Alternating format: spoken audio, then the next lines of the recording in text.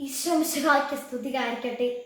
ആധുനികതയും ആധ്യാത്മികതയും ഏറ്റുമുട്ടുന്ന വർത്തമാന കാലഘട്ടത്തിൽ ക്രൈസ്തവ ജീവിതം തന്നെ ഒരു വെല്ലുവിളിയായി തീർന്നിരിക്കുകയാണ്.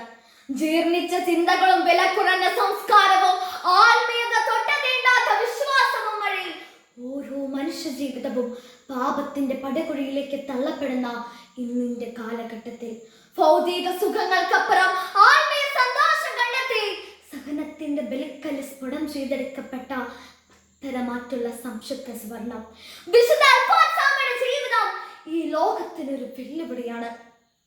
മുറുകുന്ന മുളം തണ്ടിൽ സംഗീതമുണ്ടെന്നും അടിയുന്ന വിത്തിൽ പുതുജീവനുണ്ടെന്നും ഈ ലോകത്തോട് മന്ത്രിച്ചുകൊണ്ട് ഒരു മനുഷ്യായുസ് മുഴുവൻ സഹനത്തെ പ്രണയിച്ച ക്രിസ്തുവിന്റെ മണവാട്ടി ജീവിതത്തെ തഴുകി പോകുന്ന സഹനങ്ങളുടെ മുമ്പിൽ ദൈവത്തിന്റെ ആദർശകരമുണ്ടെന്ന ദൃഢവിശ്വാസം സഹന വഴികളിൽ കാലിടറാതെ പരാതിയോ പരിഭവങ്ങളോ ഇല്ലാതെ പുഞ്ചിരിയുടെ നേരിടുവാൻ അമ്മയ്ക്ക് കരുത്തേകി.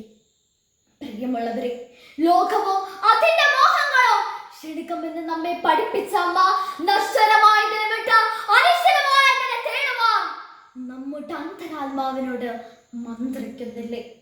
6 അടി മണ്ണിനപ്പുറം ഒരു ജീവിതമുണ്ടെന്ന് ഓരോ ക്രിസ്ത്യാനിക്കും തന്റെ ജീവിതയാത്രയിലൂടെ അമ്മ കാണിച്ചു തന്നു. കൗതുകത്തിന്റെ പേരിൽ നാം ആസ്വദിക്കുന്ന മായാപ്രപഞ്ചം നന്മയെന്നോ തിന്മയെന്നോ തരംതിരിവില്ലാതെ നമ്മുടെ മുമ്പിൽ കാഴ്ചകളുടെ മായാലോകം നിൽക്കുമ്പോൾ ഈ സുഖങ്ങളെല്ലാം കൈപ്പായി പകർത്തി ദിവ്യനാഥനെ ആശ്ലേഷിക്കുവാൻ തന്റെ ശരീരത്തെയും വൈരൂപമാക്കിയ വിശുദ്ധ അൽഫോൻസാമ്മയുടെ ജീവിതം നമുക്കും പ്രചോദനമാണ്.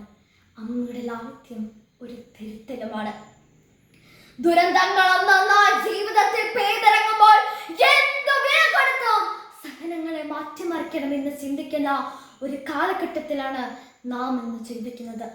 എന്നാൽ ജീവിതം മുഴുവൻ സഹനത്തിന് ശരശയ്യേൽക്കിടുന്ന ഭാരതത്തിലെ ജനപുഷ്പം നമ്മെ പഠിപ്പിക്കുന്നത് വിശ്വാസത്തോടെ സഹിച്ചാൽ സഹനം രക്ഷാകരമാകുമെന്ന സത്യമാണ്. പ്രിയമുള്ളവരെ, വിശുദ്ധ ബൈബിളിൽ പ്രഭാഷകരുടെ പുസ്തകത്തിൽ ഇപ്രകാരം പറയുന്നു: സ്വർണ്ണമഗ്നിയിൽ ശുദ്ധി ചെയ്യപ്പെടുന്നു സഹനത്തിന്റെ ചൂളയിൽ കർത്താവിന് സ്വീകാര്യരായ മനുഷ്യരും. കുഞ്ഞു മിഷണറിമാരെ പ്രാർത്ഥനയിലൂടെ ജീവിതത്തിന്റെ അർത്ഥം കണ്ടെത്തിയ പരസ്നേഹമില്ലാത്ത ക്രിസ്തീയ ജീവിത ശൂന്യമെന്ന് പഠിപ്പിച്ച വിശുദ്ധ കുർബാനയെ ആത്മാവിന്റെ ഭോജനമാക്കിയ വിശുദ്ധി പ്രാപിക്കുവാൻ എളിമയെന്ന കുറുക്ക് വഴി പഠിപ്പിച്ചു തന്ന വിശുദ്ധ അൽഫോൻസാമ്മയുടെ ജീവിതം നമുക്കെന്നും തുണയാകട്ടെ എന്ന് ആശംസിച്ചുകൊണ്ട് നിർത്തുന്നു. നന്ദി, നമസ്കാരം, ജയ് വിശുദ്ധ.